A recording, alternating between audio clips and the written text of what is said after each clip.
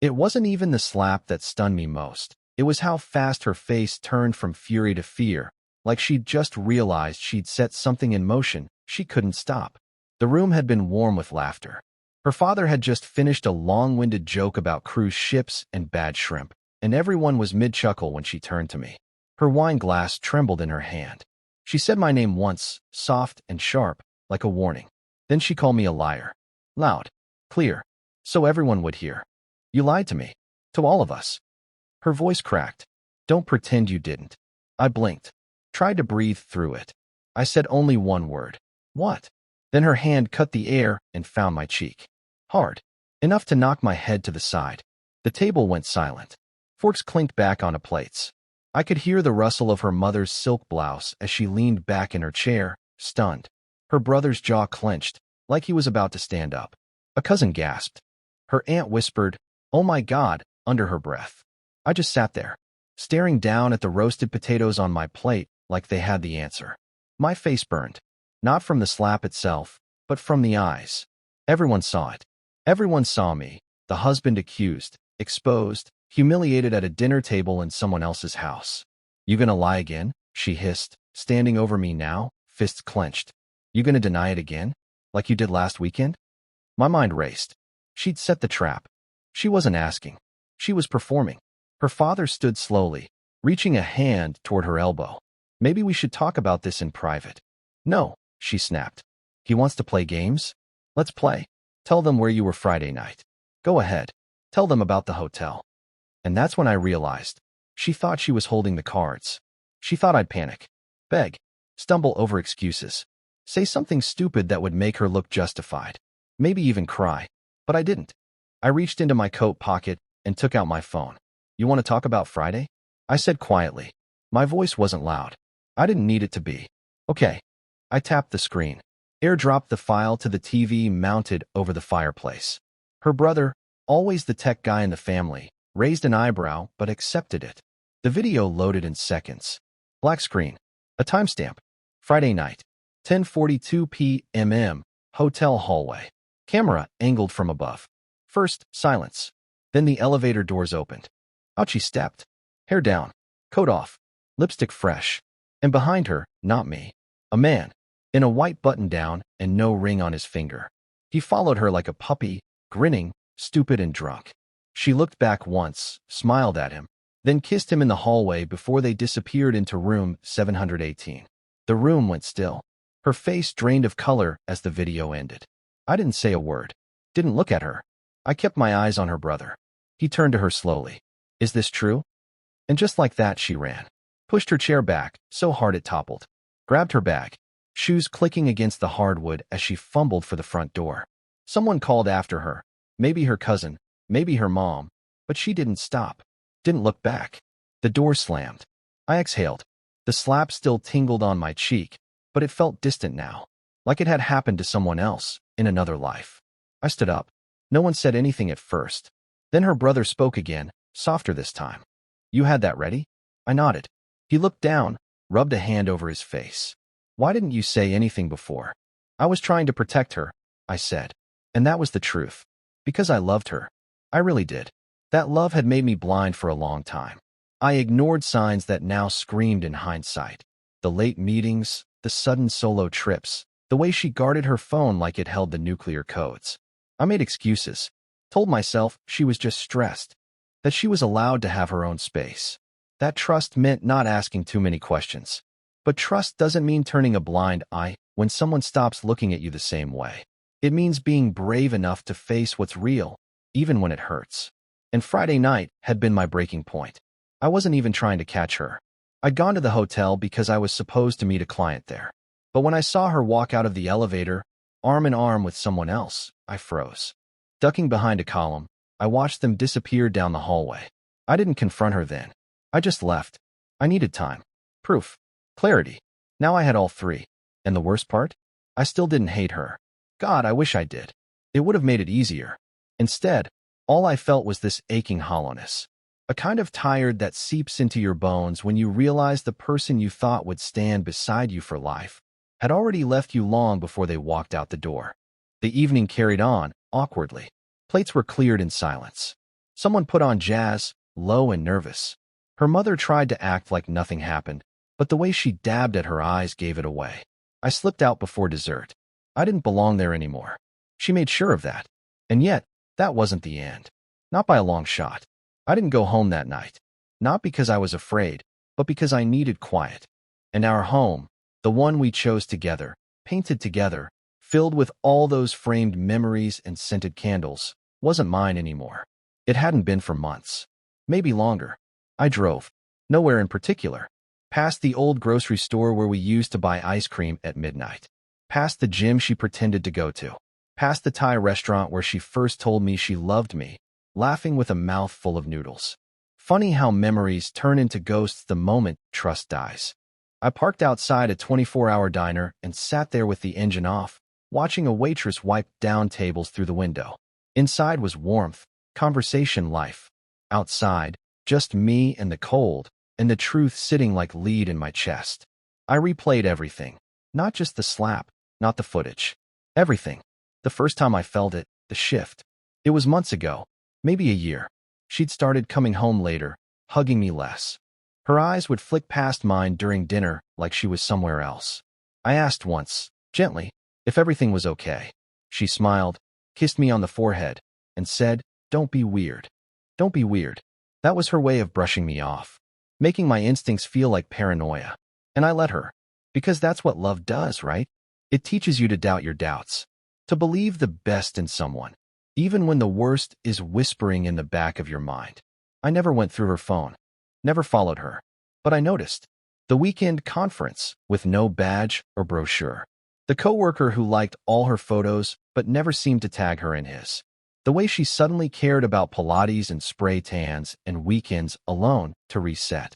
Friday night just confirmed what my gut had been screaming for months. Still, it was the slap that changed me. Not because it hurt, but because it exposed everything. She didn't slap me to punish me.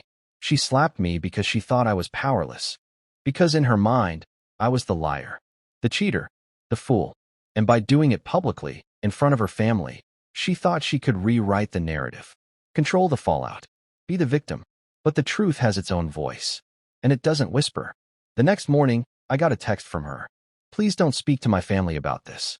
Let's just talk. Alone." I didn't respond. Not immediately. I needed time to think. Not about her, but about me. Who I was before all of this. Who I had let myself become in the name of love. Because I'd been loyal.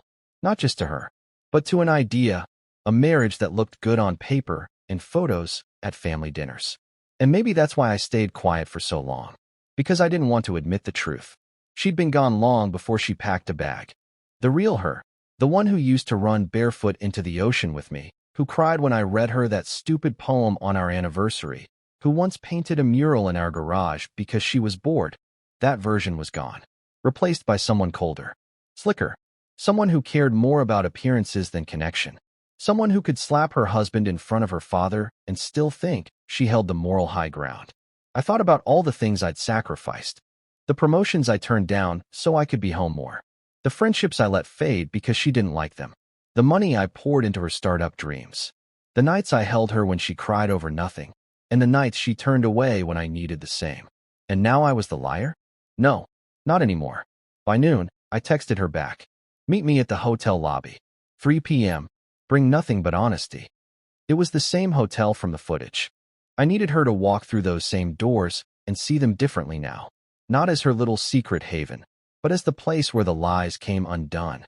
When I got there, she was already sitting on one of the velvet lobby chairs. Sunglasses on, hair pinned up like armor. Her leg bounced nervously. The receptionist recognized me and gave a small nod. He knew. I tipped him the night I retrieved the footage. She stood when she saw me. "Thank you for meeting me," she said, voice soft, rehearsed. I need to explain." I didn't sit. Then explain. She took a breath. "It wasn't what it looked like. I was drunk. I was lonely. You were always working and I—" "Stop." She flinched. "I'm not here for confessions. I'm here for the truth. Not excuses. Not rewrites. Just the truth." She looked away. The confidence she wore at the dinner table had cracked. I saw the woman beneath, scared, scrambling, not for love, but for control. Then she whispered, "I didn't think you'd find out." There it was. Not regret. Not remorse. Just fear of being caught. I didn't want it to be real, she added. I thought if I could make you look like the liar, maybe I wouldn't feel so guilty. Maybe they'd believe me. And did you? Did I what? Feel guilty. She paused. At first, silence stretched between us like a canyon. Then I asked the one question I didn't want to ask, but had to. Do you love him? She looked up at me then, really looked at me, and said nothing. And that silence? That was my answer. I didn't speak. Not for a long moment. I just stood there, watching her search for words she didn't believe in anymore. And I realized this wasn't about love. Not really. This was about power. About her losing grip of the story she tried to control. About the walls closing in. The silence between us wasn't empty. It was full of things unsaid, of nights she didn't come home, of the ache I carried while she laughed with someone else in the shadows. She finally sat down, hands trembling. I didn't plan for it to happen, she whispered. You mean the affair? She nodded. I sat across from her, slowly. And the slap. That made her eyes dart up. Was that planned? She bit her lip. I panicked. You were about to tell them. I thought if I made it loud, made you look guilty, maybe they'd side with me. I nodded. And if I didn't have the video? She didn't answer. That silence said enough. You know, I said, leaning forward, the hardest part wasn't what you did. It was knowing how easily you chose you over us. I didn't mean. But you did, I interrupted, gently. You did mean it. Maybe not consciously, but you meant to protect yourself. You meant to humiliate me before I could speak. You meant to lie, to run, to save face. You meant every part of that night, except the part where I forgave you before you ever asked. She went still. Like that word, forgive, knocked the wind out of her. And it had taken me a long time to say it, even longer to feel it. But it was true. I forgive you, I said again, softer now. Not because you deserve it. Not because it fixes anything. But because I don't want to carry this weight anymore. Her eyes glistened. I didn't expect you to be kind. I'm not being kind, I said, standing. I'm being free. She stood, too, slowly. What happens now? Now, I said, slipping my phone back into my pocket. Now I move on. She reached out, as if to touch my arm, but pulled back. Please don't tell them everything, she said quietly. Let them believe I made a mistake. Not that I cheated, lied, tried to ruin me. She closed her eyes.